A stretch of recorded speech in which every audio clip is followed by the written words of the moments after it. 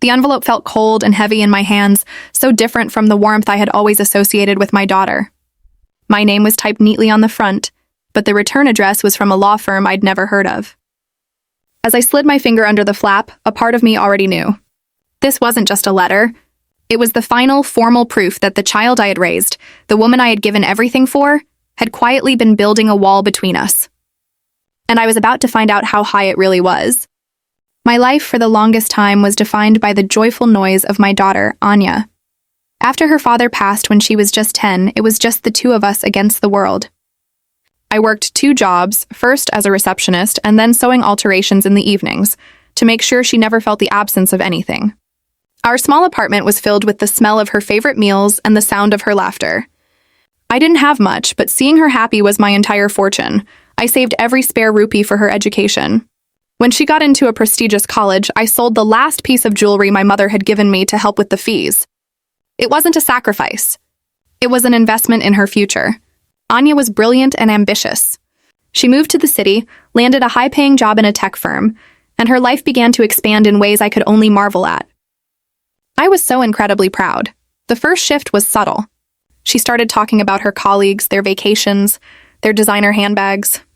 Her visits home became less frequent, replaced by rushed phone calls. When she did come, she would comment on the worn-out sofa or the small television. "Ma, you should get a new one. I can send money." She said it kindly, but it felt like she was seeing my world, the world I built for her, as something that needed to be upgraded. The fault line was there, a tiny crack of differing values, hidden beneath the surface of her success and my quiet pride. The big change came when she married Rohan. He was from a wealthy family and their wedding was a grand affair. A few months after the wedding, Anya came to me with a proposal. "Ma, your building is so old and you're all alone here. Rohan and I are buying a new spacious apartment. There's a room for you. Sell this place and you can live with us forever. You won't have to work anymore." My heart swelled. After all these years of being alone, the idea of being a part of her daily life again was a dream come true. I trusted her completely. I sold my apartment, my only real asset, and handed her the entire amount. "For the new home," I said, hugging her tightly. "Our home." She took the check, her smile bright and assuring. "Don't worry about a thing, Ma. I'll handle everything." That sentence was the turning point. I had just handed over my entire past and my entire future, and in return, I received a promise. Life in their luxurious apartment was beautiful, but lonely. The room they gave me was smaller than the one in my old flat, but I didn't mind. I minded the silence. Anya and Rohan were always busy, working late or socializing with their influential friends. I'd spend my days cooking and cleaning, trying to make myself useful, but I felt more like a live-in help than a mother. The first real sting came during a dinner party they hosted. One of their guests, an elegant woman, asked Anya about the beautiful artwork in the living room. Anya smiled and said, "Thank you. Rohan and I spent months collecting these pieces for our first home together." She didn't mention that the money for the down payment for our home had come from the sale of my life. I stood in the kitchen, holding a tray of snacks, feeling invisible. The incidents started piling up, small paper cuts on my soul. Anya began to refer to the apartment as my house. She'd ask for my opinion on curtains, but her tone was that of a landlord humoring a tenant. One evening, I overheard her arguing with Rohan. "She needs to understand this is our space, Rohan. She can't just rearrange things." I looked around the room I was supposedly a part of and realized I had no space at all. I was a guest, and an inconvenient one at that. The financial strain began to whisper in my ear. I had no money of my own anymore. I was entirely dependent on them for everything, from a new sari to a bus ticket to visit an old friend. The independence I had fought so hard to maintain my entire life was gone. The true nature of my situation revealed itself on a quiet Tuesday afternoon. I was looking for a spare blanket in the storage closet and found a box of Anya's old files. Under her college certificates, my fingers brushed against a thick folder. Curious, I pulled it out. It was the property documents for the apartment. I smiled, remembering the day they got the keys. But as I flipped through the pages, my smile froze. There, on the ownership deed, were only 2 names, Anya and Rohan. My name was nowhere. My heart hammered against my ribs. I frantically searched through the rest of the folder and found it, a copy of the bank transfer receipt. The entire amount from the sale of my apartment was listed as a gift to them. I sat on the floor, the cold laminate seeping through my clothes. This wasn't our home.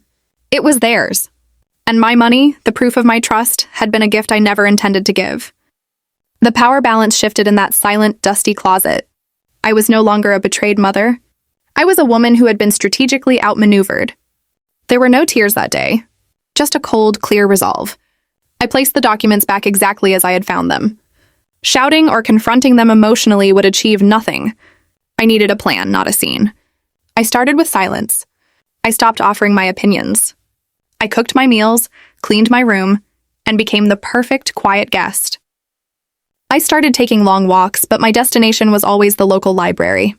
There, using the public computers, I began to research. I read about tenant rights, about financial agreements between family members, about the legal meaning of a gift. I found a helpline for senior citizens and, in a hushed voice, explained my situation to a kind-sounding legal advisor. He didn't promise me a miracle, but he gave me clarity on my position. My plan wasn't about revenge. It was about reclaiming my dignity and my freedom. I needed an exit strategy, and I began to build it, one quiet, determined step at a time. The climax arrived during a family dinner, just the three of us. Anya was talking about their plans to invest in a vacation property. "It's the perfect time, Rohan. We have the capital." She looked at me and smiled. "You'll love it there, Ma." I put my spoon down. The sound was soft, but it brought a silence to the table. "Anya," I said, my voice calm and even. "I've been thinking. I need my own space again." She looked surprised, then slightly annoyed. "Ma, don't be silly. This is your home. Where will you go? You don't have any money."